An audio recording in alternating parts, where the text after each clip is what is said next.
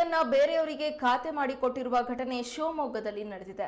ನಿದಿಗೆ ಹೋಬಳಿ ಊರ್ಗಡೂರು ಗ್ರಾಮದ survey number 103/1ರಲ್ಲಿ 1 ಎಕರೆ 22 ಗುಂಟೆ ವಿಸ್ತೀರ್ಣದ ಸರ್ಕಾರಿ ಜಮೀನನ್ನ ಬೇರೆಯವರಿಗೆ ಖಾತೆ ಮಾಡಿಕೊಡಲಾಗಿದೆ ಎಂದು ಗ್ರಾಮದವರಾದ ರಘುನಾಥ್ ಟಿಎಂ ಅವರು ಆರೋಪಿಸಿದ್ದಾರೆ.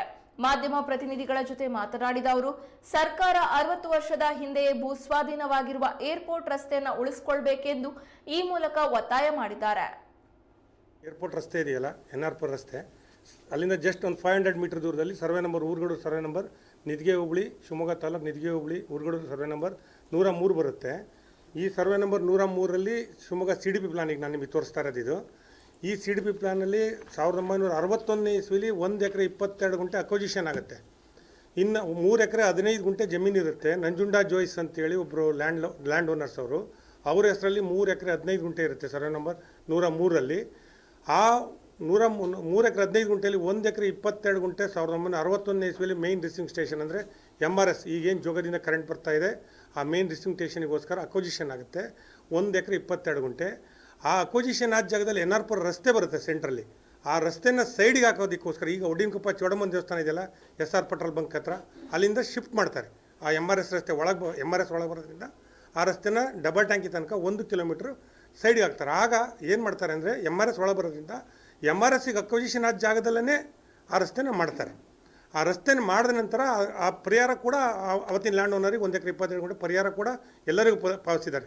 ಇನ್ನೂ ಹೇಳಬೇಕು ಅಂದರೆ ಆ MRS ಒಳಗಡೆ ನಾವೆಲ್ಲ ಇದ್ದವರು, ನಮಗೆಲ್ಲ ಕೂಡ shifting village Oddinakoppa MRS shifting village ಆಗಿರೋದು, ನಾವು ಕೂಡ ಅದರ ನಿರಾಶಿದ್ರೆ. ನೆಕ್ಸ್ಟ್ ಎರಡನೇದಾಗಿ ಏನಾಗುತ್ತೆ ಅಂದರೆ ಆ ರಸ್ತೆ ಆಗುತ್ತೆ. ಆ ರಸ್ತೆ ಆದಮೇಲೆ 1 ಎಕರೆ 22 ಗುಂಟೆ ಪರಿಹಾರ ಕೂಡ ನಂಜುಂಡ ಜೋಯ್ಸ್ ಅವರು ಪಡಿತಾರೆ. ಅಲ್ಲಿಂದ ಮುಂದೆ ಲ್ಯಾಂಡ್ ಟ್ರಿಬ್ಯುನಲ್ ಆಕ್ಟ್ ಬರುತ್ತೆ 1974ನೇ ಇಸ್ವಿಲಿ. ಆ ಸಮಯದಲ್ಲಿ ರೇವಣ್ಣ ಅಂತೇಳಿ ಒಬ್ಬ ವ್ಯಕ್ತಿ ಇರ್ತಾನೆ, ಅವ್ನು ಲ್ಯಾಂಡು ಕಲ್ಟಿವೇಟ್ ಮಾಡ್ತಾ ಇರ್ತಾನೆ, ಅಂದರೆ ರೆಂಟ್ ಲ್ಯಾಂಡ್ ಓನರ್ ಹತ್ರ ಗೇಣಿ ಇರ್ತಾನೆ. ಆ 74ನೇ ಇಸ್ವಿಯಿಂದ ಒಂದು 4-5 ವರ್ಷ ಮುಂಚೆ ಅದು ಸತ್ತೋಗಿರ್ತಾನೆ. ಸತ್ತೋದ್ಮೇಲೆ ಬೊಮ್ಮಣ್ಣ ಅನ್ನೋರು ಬರ್ತಾರೆ. ಬೊಮ್ಮಣ್ಣ ಅಂದರೆ ನಮ್ಮ ಮಾವ, ಇವರ ಅಜ್ಜ ಬರ್ತಾರೆ. ಬಂದಾಗ ಬೊಮ್ಮಣ್ಣ ಅವರು ಗೇಣಿ ಮಾಡ್ತಾ ಇರ್ತಾರೆ ನಂಜುಂಡ ಜೋಯ್ಸ್ ಹತ್ರ 1 ಎಕರೆ 10 ಗುಂಟೆ ಮಾಡ್ತಾ ಇರ್ತಾರೆ ಈ ಸರ್ವೆ ನಂಬರ್ 103ರಲ್ಲಿ. ಅಂದರೆ 3 ಎಕರೆ 15 ಗುಂಟೆಯಲ್ಲಿ 1 ಎಕರೆ 22 ಗುಂಟೆ ಅಕ್ವಜಿಷನ್ ಆಗಿದೆ. ಇನ್ನು 1 ಎಕರೆ 33 ಗುಂಟೆ ಮಾತ್ರ ಬಾಕಿ ಉಳಿದಿರುತ್ತೆ ಅಲ್ಲಿ. ಅದರಲ್ಲಿ ಇವರು 1 ಎಕರೆ 10 ಗುಂಟೆಯನ್ನು ಕಲ್ಟಿವೇಷನ್ ಮಾಡ್ತಾ ಇದ್ದಾರೆ ಅಂತೇಳಿ ಲ್ಯಾಂಡ್ ಟ್ರಿಬ್ಯುನಲ್ ಅಪ್ಲಿಕೇಶನ್ ಹಾಕಂತಾರೆ.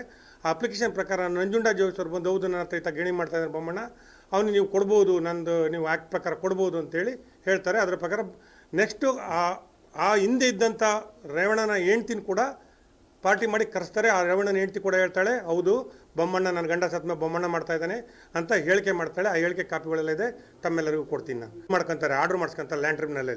ಸ್ಥಳ ಪರಿಶೀಲನೆ ಮಾಡಲ್ಲ, ಏನೂ ಮಾಡಲ್ಲ. 23 ಗುಂಟೆ ಇದ್ದಕ್ಕೆ 1 ಎಕರೆ 27/4/92ರಲ್ಲಿ ಆದೇಶ ಮಾಡ್ತಾರೆ ಅವತ್ತಿನ AC ಲ್ಯಾಂಡ್ ಟ್ರಿಬ್ಯುನಲ್ ಇದ್ದಂಥವ್ರು. ಆ ಆದೇಶನ ಎಕ್ಸಿಕ್ಯೂಟ್ ಮಾಡ್ಬೇಕಾದ್ರೆ ತಹಸೀಲ್ದಾರಿಗೆ ಬರುತ್ತೆ. ತಹಸೀಲ್ದಾರ್ ಬಂದು ಸ್ಪಾಟ್ ನೋಡ್ತಾರೆ, ಇಲ್ಲಿ ಜಾಗ ಇಲ್ಲ, ಇಲ್ಲಿ ಕಮ್ಮಿ ಇದೆ, ಜೊತೆಗೆ ಇವ್ರು ಪೊಸಿಷನಲ್ಲೇ ಇಲ್ಲ ಅನ್ನೋದನ್ನು ಬರೆದು ವಾಪಸ್ ಹಾಕ್ತಾರೆ. ಫೈಲು ಅಲ್ಲಿಗೆ ಸ್ಟಾಪ್ ಆಗುತ್ತೆ. 92ನೇ ಇಸ್ವಿ ಆದಂಥ ಆದೇಶ ಅಲ್ಲಿಗೆ ಕ್ಲೋಸ್ ಆಗಿ ನಿಂತ್ಕೊಳ್ಳುತ್ತೆ.